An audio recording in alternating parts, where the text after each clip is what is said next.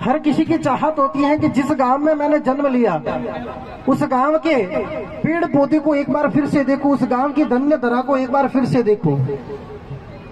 और जिन माता और बहन के मन और मस्तिष्क में ये विचार आया कि गांव की सभी बहनों का एक साथ में मिलन होना चाहिए, उनके मन मस्तिष्क को और उनके इस प्रयास को मैं नमन करता हूं। इनमें से बहुत सारी माताएं और बहनें हैं जो कई वर्षों के बाद में आई है, तो बहुत सारी माताएं और बहनें हैं जो आपस में एक दूसरे से मिली भी नहीं है, लेकिन इस प्रकार के आयोजन होते हैं तो एक साथ वापिस एक दूसरे का चेहरा देखने को मिलता है, एक दूसरे से बातचीत करने का अवसर मिलता है। सत्य सनातन संस्कृति के बारे में कहा जाता है कि यत्र नार्यस्तु पूज्यन्ते रमन्ते तत्र देवता, यत्र नार्यस्तु न पूज्यन्ते तत्र सर्व कार्या निष्फला। भावार्थ यही है कि जिस स्थान पर मातृ शक्ति का आदर होता है, जिस स्थान पर माताओं का सम्मान होता है, जिस घर के अंदर, जिस कुल के अंदर, जिस परिवार के अंदर माताएं और बहनें हंसती हुई खिलती हुई मिलती हैं, उस स्थान पर भगवान निवास करते हैं, उस स्थान पर देवताओं का वास होता है। जोरदार ताली होनी चाहिए माता बहनों। इस थलवाड़ की धन्य धरा पर मैं ये देखता हूँ कि सभी के चेहरे खिले हुए हैं। आपके चेहरे इसी प्रकार से खिलते रहे, भगवान से यही प्रार्थना करता हूँ। बालक की जो प्रथम पाठशाला होती है वो होता है उसका परिवार, और बालक की जो प्रथम गुरु होती है वो होती है उसकी माँ। माँ जैसा चाहेगी वैसा बालक है वो बनेगा। छत्रपति शिवाजी की प्रथम गुरु उसकी माँ थी, और माँ ने चाहा कि मेरा बच्चा है वो बहादुर बने।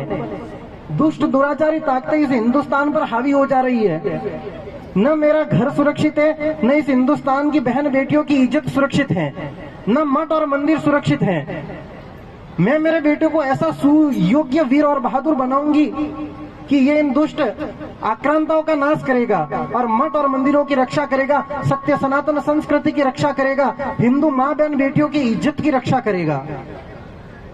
तो माँ जीजा है वो अपने वीर शिवा को, अपने पुत्र को ऐसा संस्कार देती है, और उन संस्कारों के माध्यम से छत्रपति शिवाजी हैं वो पूरे विश्व के अंदर अमर हो जाते हैं, दुनिया के अंदर अमर हो जाते हैं। उनके नाम से दुष्ट दुराचारी आक्रांता है वो कांपते हैं। आप भी माँ जीजा की तरह हैं। आप भी चाहे तो अपने बालकों को सुयोग्य और सुसंस्कारी बना सकते हैं। जोरदार ताली। आपके घर में मुझे नहीं पता क्या होगा क्या नहीं होगा, लाखों रुपए हैं, करोड़ों रुपए हैं, लेकिन कहते हैं कि पूत सपूत तो क्यों धन सिंचे, पूत कपूत तो क्यों धन सिंचे। यदि आपका पूत सपूत है और घर में कुछ भी नहीं होगा तो भी वो अरबों रुपए कर लेगा, बहुत कुछ कमा लेगा। लेकिन यदि आपका पूत कपूत है और आपके घर में लाखों और करोड़ों रुपए हैं, कोठी और बंगले हैं, तो कुछ ही समय लगेगा और उन सारे को बेच डालेगा। तो आपका जो असली धन है वो है आपकी औलाद, आपका जो असली धन है वो है आपके बेटे। तो इस आपके जो असली धन हो उसको सिंचने का कार्य करें।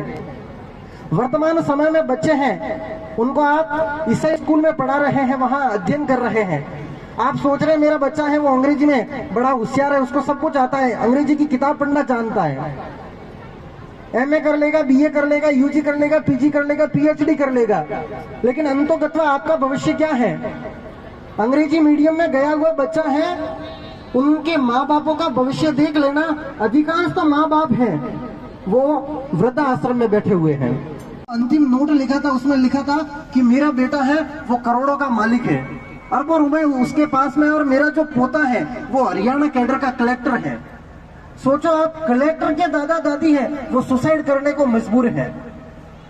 पढ़ा दिया उनको, लिखा दिया, सुयोग्य नहीं बनाया। ये जो डिग्री हासिल करते हैं ना, ये तो केवल शैक्षणिक खर्चों की रसीद मात्र है। असली डिग्री तो वो है जो आपके संस्कारों के अंदर झलकती है। आज के समय में जो इंग्लिश मीडियम स्कूल है वो केवल और केवल आपसे राशि इकट्ठा कर लेगी, आपके बालकों को पढ़ना सिखा देंगे, लिखना सिखा देंगे, लेकिन संस्कार कभी नहीं दे पाएंगे। और संस्कारों के अभाव में हमेशा ये हिंदू समाज है वो पतन की ओर गया है, हमेशा ये हिंदू समाज है वो गर्त में गया है। आज के समय में आवश्यकता है अपने बालकों को सुयोग्य बनाए, अपने बालकों को संस्कार दे, और ऐसे संस्कारों का देने का कार्य हमारे पूज्य गुरुदेव वेदांताचार्य डॉक्टर ध्यानाराम जी महाराज जी कर रहे हैं। वर्तमान में अपने समाज के 3 गुरुकुल चल रहे हैं। एक महिलावास पर चल रहा है, एक खेड़ा में चल रहा है और एक अपने पास में साइला में चल रहा है। तो खेड़ा में अधिकांश तो ये थलवाड़ के बच्चे पढ़ते हैं, अभी मेरे से मिले थे। महिलावास में भी पढ़ते हैं, आपके नजदीकी साइला में है। और सबसे बड़ी ये बात है कि ये जो साइला गुरुकुल खोला है, इसमें बालिकाएं भी पढ़ सकती है, न केवल बालक बल्कि बालिकाएं भी पढ़ सकती है। और अपने बालकों की नींव को मजबूत करने के लिए